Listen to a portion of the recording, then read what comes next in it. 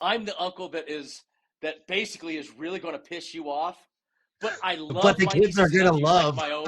Yeah, and I love these children like they're my own. Like they are. I am the guy that like I didn't have children until later, so my nieces and nephews were in my 20s, and like I was racing, and I would take them anywhere, anytime, any place. They'd come to me. I take them when they were babies, and just I loved kids so much, and my nieces and nephews were mine. So now my oldest is 27, and I say mine. She's my niece, but and she's still my baby girl. I want her to go to a convent. Unfortunately, she's not going to be a nun, and she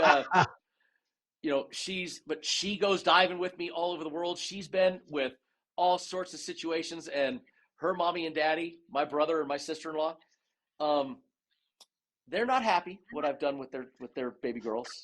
I'm not going to say they are happy, but uh, they my youngest niece, the youngest niece, not my youngest of the olders, she's the other one that went night diving with us. I was in Socorro with all of them, and there's 13, 15 silky and Galapagos sharks circling the back of the boat in the lights. And me and Andrew go, hey, we're going to go for a night dive. Anybody want to go?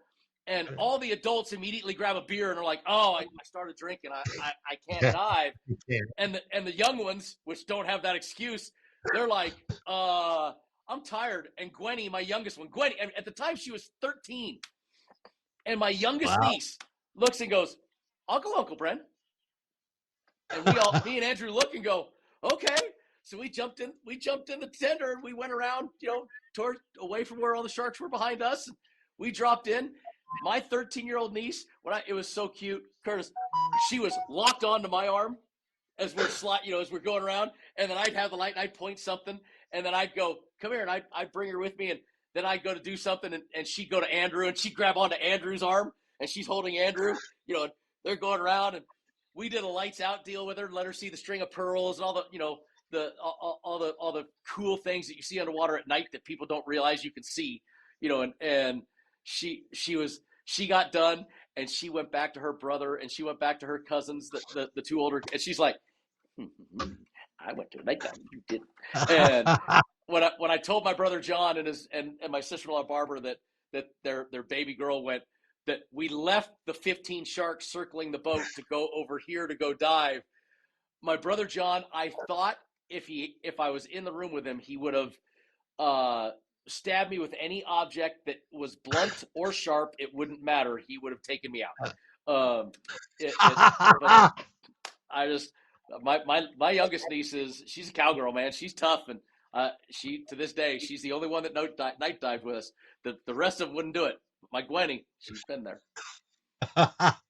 That's awesome. I mean, I would be the same type of thing if I had grandchildren or nieces and nephews. I would be my nephew who lives in Nova Scotia. He's actually been taking an interest in diving and sea life stuff and everything. And I said, well, I'm gonna get my instructors again. So, and I warned my sister-in-law. I said, you're gonna hate me later. I said, you think you don't like me now? I said, you just wait till he Oh gets yeah, older. just wait. Because I'm gonna be the uncle he loves and the one you hate. Yep, More than you that do was now. when my first one when Emily, who's the oldest, turned 12. I was racing cars. I mean, I was still racing, and she came to North Carolina, stayed with me for a week, went to the race shop, went to the dive shop. We taught her how to dive. We got her certified. She came to Bristol with me to come to watch Bristol the race.